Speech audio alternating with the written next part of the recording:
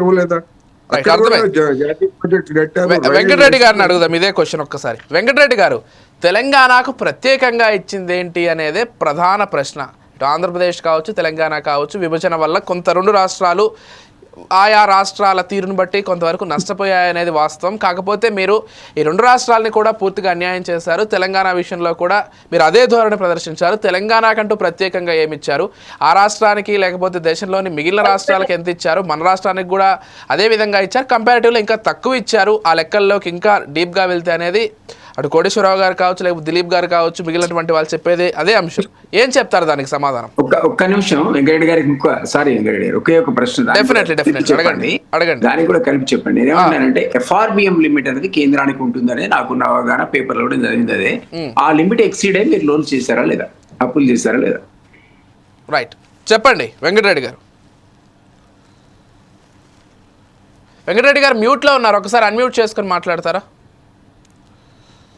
ఇప్పుడు కాంగ్రెస్ నాయకులు దిలీప్ కుమార్ గారు మాట్లాడినా, కోటేశ్వరరావు గారు మాట్లాడినా, అక్క గారు మాట్లాడినా కూడా ఇప్పుడు ఎక్కడ పోయిందంటే, రాష్ట్రం అప్పులు ఎందుకు చేసింది, మిగులు బడ్జెట్ రాష్ట్రాన్ని అప్పుల కుప్పగా ఎందుకు మార్చిందంటే వీళ్ళందరూ ఏం చేస్తున్నారంటే కేంద్ర ప్రభుత్వం మీద రుద్దుతున్నారు.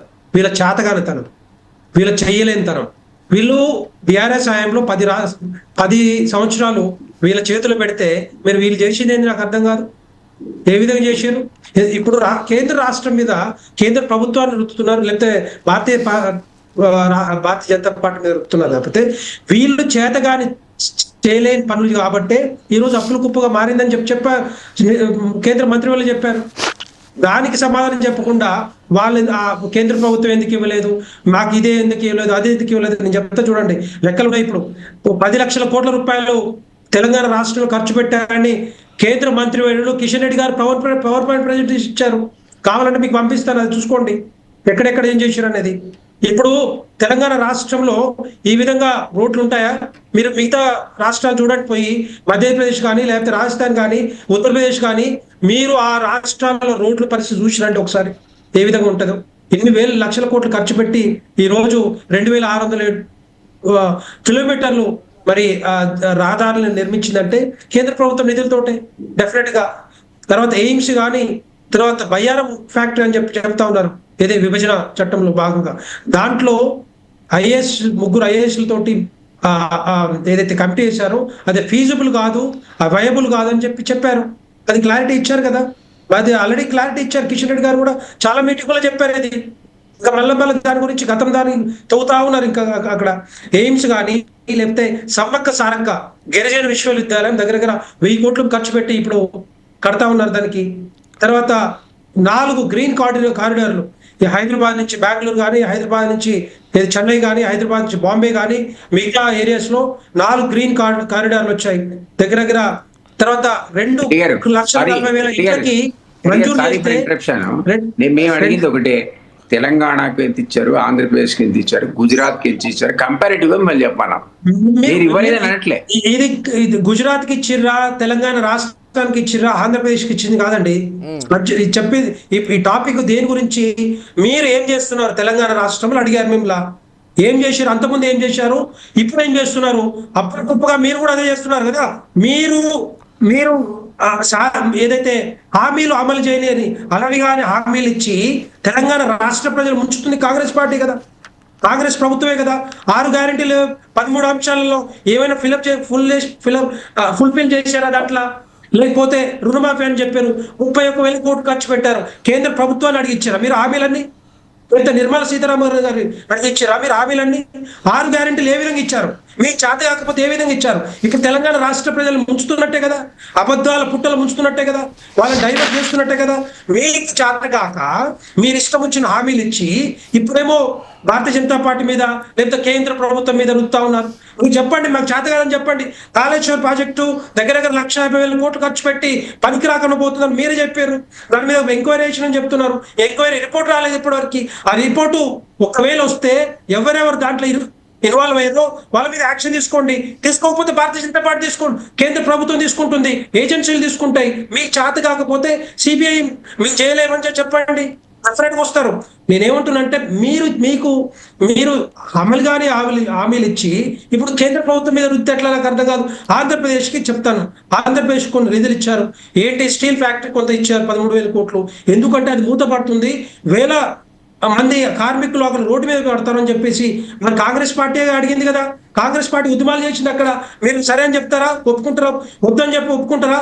వాళ్ళకి అమరావతిలో రాజధాని లేదు, అమరావతికి రాజధాని లేదు. ఇంతవరకు విభజన చేసిన అయిపోయిన తర్వాత కూడా అమరావతి రాజధాని కట్టుకోకుండా వాళ్ళు రోడ్డు మీద ఉన్నారు. వాళ్ళు కట్టుకోవద్దని చెప్పండి, మీరు వాళ్ళకి నిధులు ఇవ్వద్దని చెప్పండి. అదే విధంగా బీహార్ రాష్ట్రంలో కూడా కాంగ్రెస్ పార్టీ ఉంది. బీహార్ లో ఎప్పటి నుంచో మీ హయాంలో 2004 నుంచి 14 వరకు నాకు ప్రత్యేక ప్యాకేజ్ కావాలి, లేకపోతే స్పెషల్ స్టేటస్, స్పెషల్ ప్రత్యేకమైన నిధులు కావాలని చెప్పి అడిగితే ఇంతవరకు పట్టించుకోలేదు. దాంట్లో అక్కడ పప్పులు ఎక్కువ పడుతాయి. ఆ పప్పుల కోసం ఒక బోర్డు తీసుకొస్తే దాన్ని కూడా మీరు తప్పుపడతా ఉన్నారు. సరే, గుజరాత్ గురించి చెప్పండి ఇవన్నీ సరే కానీ వెంకటరెడ్డి గారు బీహార్ ఆంధ్రప్రదేశ్ గురించి కాదు కానీ గుజరాత్ గురించి కూడా చెప్పండి. గుజరాత్ గురించి కూడా చెప్పండి. ఆంధ్రప్రదేశ్ బీహార్ పరిస్థితుల గురించి వివరించారు కదా వెంకటరెడ్డి గారు. కేంద్ర ప్రభుత్వం తీసుకొచ్చిన బడ్జెట్ అన్ని రాష్ట్రాలకి సమానంగా పంచుతుంది. బీహార్ ఆంధ్రప్రదేశ్ తప్పితే మొన్న కొన్ని వాళ్ళకి స్పెషల్ గా ఇచ్చారు తప్పితే మిగతా రాష్ట్రాల పేరు ఎక్కడ కూడా కనపడలేదు. నేను ఒక డిమాండ్ చేస్తాను కాంగ్రెస్ ప్రభుత్వాన్ని. ఇప్పుడు sir for example state budget పెట్టారు, ఇక్కడ తెలంగాణ రాష్ట్రంలో స్టేట్ బడ్జెట్ పెట్టారు. నల్లగొండకి ఎంత ఇచ్చారు, లేకపోతే వరంగల్కి ఎంత ఇచ్చారు, లేకపోతే నిజామాబాద్కి ఎంత చెప్తారా? వీళ్ళు చెప్తారా? పోనీ నార్త్కి ఎంత ఇచ్చారు, సౌత్కి ఎంత ఇచ్చారు అని చెప్తారా? వీళ్ళు వాళ్ళ దమ్ముందా? పోనీ అని ఆ విధంగా చెప్పగలుగుతారా? ఏంటంటే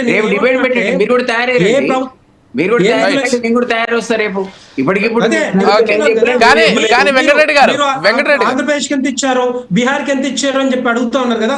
మీరు ఏ విధంగా ఇచ్చారు చెప్పండి. స్టేట్ చెప్పండి, దేశవ్యాప్తంగా ఏ రాష్ట్రానికి ఎందుకు ఇచ్చారు, బీహార్ కి ఎందుకు ఇచ్చారు, గుజరాత్ కి ఎందుకు ఇచ్చారు మీరు చెప్పండి. బుల్లెట్ ట్రైన్ అన్ని రాష్ట్రాలకి బుల్లెట్ ట్రైన్ హైదరాబాద్ సమానంగా ఇస్తా ఉన్నారు. అన్ని రాష్ట్రాలు కాంగ్రెస్ పార్టీ లాగా నేను ఏమన్నా కాంగ్రెస్ పార్టీ లాగా మేము ఆలోచించాం. భారతీయ జనతా పార్టీ ఒక్క నిమిషం ఉండండి. కాంగ్రెస్ పార్టీ లాగా భారతీయ జనతా పార్టీ ఆలోచించదు. కాంగ్రెస్ పార్టీ లాగా భారతీయ జనతా పార్టీ ప్రభుత్వం ఆలోచించదు.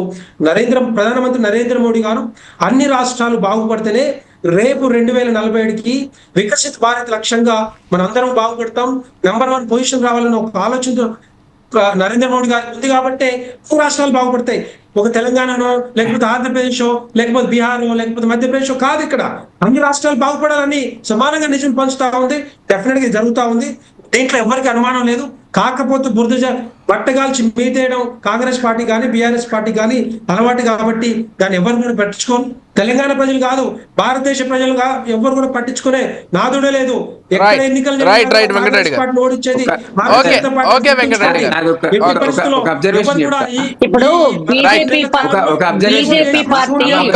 వెంకటరెడ్డి గారు. రైట్ వెంకటరెడ్డి గారు.